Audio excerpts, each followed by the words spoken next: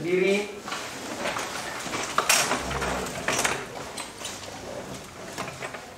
Salam. Selamat pagi, Pak. Selamat pagi.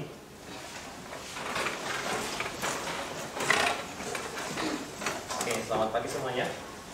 Apa kabar hari ini? Baik ya.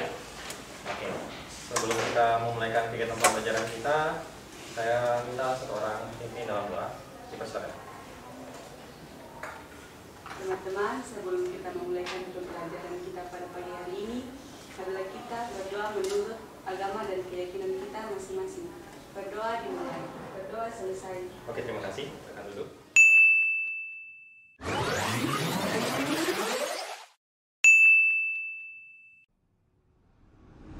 Pada saat pagi hari ini kita akan lanjut ke materi selanjutnya, yaitu tentang sistem periodik. Bagaimana unsur-unsur itu nanti kita akan pelajari sifat-sifat keperiodikannya di dalam suatu tabel periodik unsur. Semuanya sudah siap belajar? Ya. Nah, mari sama-sama kita nyanyikan satu buah lagu ya. Sudah siap semua? Kita semua siap ya? Apa judul lagu ini tadi yang kita nyanyikan? Pelajar Pancasila ya. Dari lirik-lirik yang sudah kita pelajari dari lagu Pelajar Pancasila, ada beberapa hal yang bisa kita pelajari, di mana dikatakan di situ seorang pelajar ya harus memiliki karakter apa?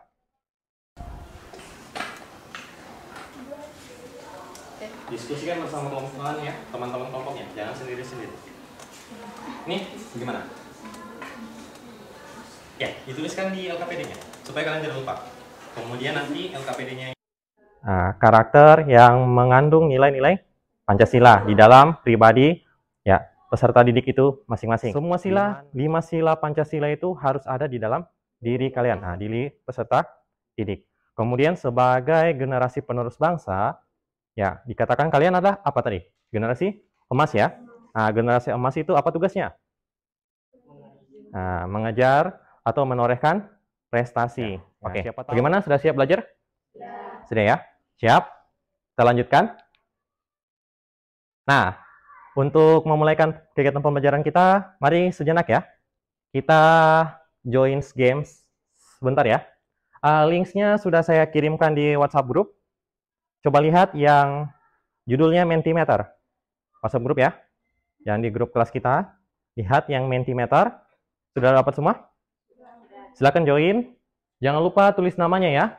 Kemudian jawab kuisnya. Tujuannya ini adalah untuk asesmen non-diagnostik. Selain itu, saya juga melalui kuis ini akan mengecek kehadiran kalian. Berapa jumlah jawaban akan terdeteksi di sini. Begitupun juga nanti jumlah partisipasinya. Nah, nih jawaban kalian sudah mulai muncul. Ya.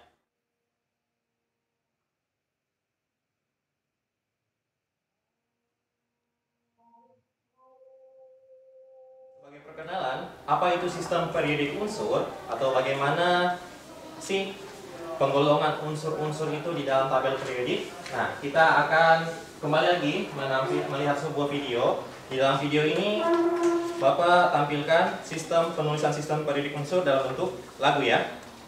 Jadi coba diperhatikan lagunya, dan nanti sebentar kalau ada yang mau bertanya silakan ya. Hari libur Nana ke rumah Rocky, mau pinjam tas HP Frankie. Bemo mogok cari serapan radial, Bang Ali gak ada telepon. Cow sini gendut, seneng main pati. Secara singkat ini saya perkenalkan. Beginilah bentuk dari sistem periodik unsur atau tabel periodik. Nah, di mana unsur-unsur itu kalau diperhatikan dari atas ke bawah ini itu disebut satu golongan. Bisa dimengerti ya? Dari kiri ke kanan ini, dari H atom hidrogen ke atom helium ini, itu disebut satu periodik. Atas ke bawah. Nah, kita lanjut ya. Nah, adik-adik tahukah tidak? Untuk sistem periodik unsur itu kita sering gunakan di dalam, atau kita sering temukan di dalam keseharian kita, di mana sistem periodik unsur itu juga digunakan dalam kehidupan sehari. Contohnya itu adalah penggolongan sampah. Nah, di sini ada yang tahu tidak apa saja penggolongan sampah itu? Nah, untuk mengetahuinya lebih lanjut, kita pelajari melalui video ini ya. Tahu nggak sih kalau setiap hari Indonesia menghasilkan sekitar 200.000 ton sampah? Sebagian besar sampah ini akan berakhir di tempat pembuangan akhir dan menjadi gunung-gunung sampah yang tinggi. Memilah sampah dari rumah. Kita bisa mulai nih dari 4 kategori yang sering kita temui di sekitar kita, yaitu sampah organik, sampah anorganik, bahan berbahaya dan beracun, serta sampah residu. Kategori sampah yang pertama adalah sampah organik. Sampah ini adalah sampah yang berasal dari semua sisa makhluk hidup yang mudah terurai. Contoh dari sampah organik adalah sisa daging, buah-buahan, ikan, dan tumbuhan. Selanjutnya, untuk pembelajaran kita pada saat pagi hari ini, ya ini yang tercapai ya, tujuan pembelajarannya. Yang pertama, lihat ya, perhatikan di depan. Peserta didik secara mandiri dan berkelompok mampu yang pertama menjelaskan contoh penggunaan sistem pendidik yang terjadi di dalam kehidupan sehari-hari. Kemudian yang kedua, peserta didik secara mandiri dan berkelompok mampu menyimpulkan dasar pengelompokan unsur-unsur dalam tabel periode unsur dengan benar setelah melakukan kegiatan diskusi, tanya jawab dalam kelompok diskusi. Oke, sebagai pengantar kita untuk bahan diskusi kita, adik-adik perhatikan.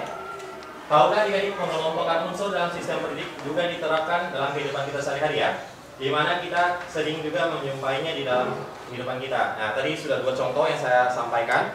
Kemudian ini mungkin sering kita juga jumpai. Di sini siapa yang sering masuk di BNS, minimarket, ataupun di Grand Hero yang paling dekat? Ada ya? Berapa orang ya? Nah, tahu tidak pengelompokan makanan dan minuman di dalam rak-rak atau meja di dalam BNS itu berdasarkan apa? Nah, setelah saya mencari tahu informasinya, nanti kita simak videonya ya. Halo teman-teman, kamu pasti pernah dong masuk ke dalam supermarket. Kalau diperhatikan bagaimana ya barang-barang di dalam supermarket itu disusun. Di dalam supermarket, barang-barang disusun atau ditempatkan sesuai dengan jenisnya, seperti makanan, minuman, alat kebersihan, dan lain-lain. Hal itu dilakukan agar memudahkan kita untuk mengingat dan menemukan barang yang kita inginkan. Kalau begitu, menurut kamu gimana sih cara mengelompokkan unsur-unsur di dalam tabel periodik? Sebelum kita berdiskusi, saya minta tolong adik-adik sudah duduk berdasarkan kelompoknya. Sekarang kita bentuk kelompok ya. Bentuk kelompok sesuai kelompok diskusinya. Saya ingatkan kembali, kalau ada yang masih belum duduk di kelompoknya, tolong silakan kembali ke kelompoknya masing-masing. Nih, coba perhatikan kelompok 1. Ada nama-namanya. Yang belum duduk di kelompoknya, boleh pindah secepatnya. Kemudian ini ada LKPD dan juga bahan ajar yang akan saya bagikan. Nanti ini akan kalian gunakan di dalam diskusi kelompok kalian ya. Silakan. Di sini berarti kelompok berapa di sini? 3 ya? Ya, silakan. Yang punya kelompok 3 sudah dibagi masing-masing ya. Silakan duduk. Lihat namanya ya di Infokus. Berarti kelompok 1 sudah semua. Nah, ini saya bagikan untuk bahan diskusinya ya. Ada sistem periodik. Kemudian ini ada LKPD.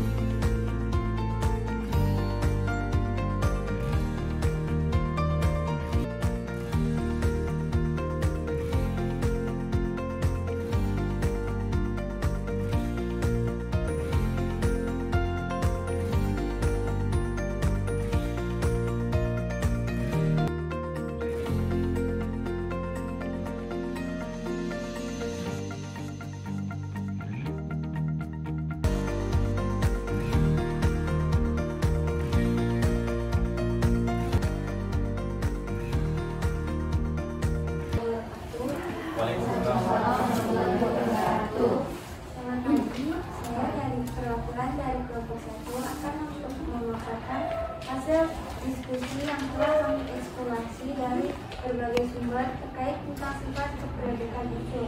Yang pertama yaitu jari-jari atom. Jari-jari merupakan jarak antara inti atom sampai dengan elektron kulit terluar. Menurut teori modern, tepuk tangan untuk kelompok 1. Terima kasih ya untuk jawaban atau hasil diskusinya yang sudah dipresentasikan. Perwakilan dari kelompok 2 akan memaparkan hasil diskusi yang telah kami eksplorasi dari berbagai sumber terkait tentang sifat kepemilikan unsur. Yang pertama yaitu energi ionisasi. Energi ionisasi adalah energi minimal yang dibutuhkan untuk melepaskan elektron yang terikat pada luar oleh suatu atom atau ion dalam wujud gas secara periodik dalam satu golongan dari atas ke bawah energi semakin kecil. Terima kasih. Kita akan dulu kembali. Untuk kelompok 2, ya kita beri tepuk tangan ya. Terima kasih ya. Nah, sekali lagi akan saya putarkan untuk refresh sebagai penguatan tentang jari-jari sifat-sifat keperedikan unsur tadi. Yang pertama yang kita akan lihat, video yang pertama itu adalah tentang sistem jari-jari atom. Dengar ya, ini dalam bentuk lagu. Jadi bisa diperhatikan. Pada bagian ini, kita akan mempelajari sifat-sifat sistem periodik unsur. Yuk, dengarkan. Sekarang kita lihat sifat yang nomor 1, itu jari-jari atom. Jari-jari adalah jarak dari inti atom sampai kulit terluar. Stop. Sekarang perhatikan tabel sistem periodik unsur kalian.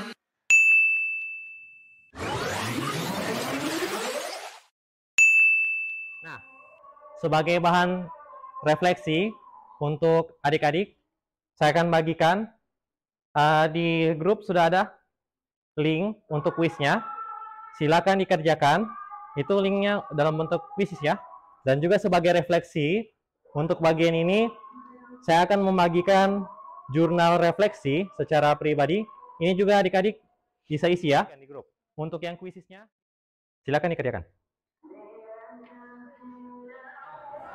Sebagai kesimpulannya, untuk pertemuan hari ini, saya mohon satu orang untuk menyampaikan hasil kesimpulan apa yang kalian dapatkan.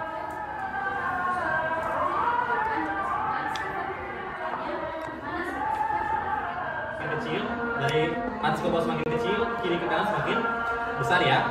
Oke, terima kasih. Beri tepuk tangan untuk Cici dulu ya. Oke, secara kesimpulannya, pertemuan kita pada hari ini telah selesai dengan adanya kesimpulan yang disampaikan oleh Cici tadi. Jadi selanjutnya saya mohon ya, untuk pertemuan selanjutnya persiapkan diri kalian untuk materi kegiatan ion. Nah, untuk pertemuan kita pada saat siang hari ini, saya mohon satu orang pimpin dalam doa. Mana Cici? Dipersilakan.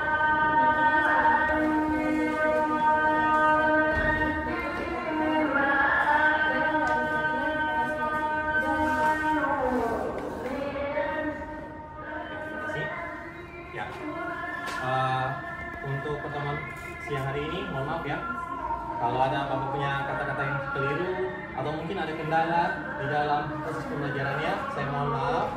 Nanti kita akan ketemu di pertemuan selanjutnya lagi ya. Saya ucapkan terima kasih.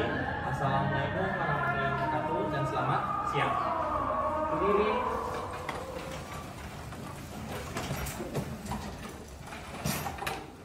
Salam. Terima kasih, Pak. Terima kasih juga. Sampai ketemu di pertemuan selanjutnya.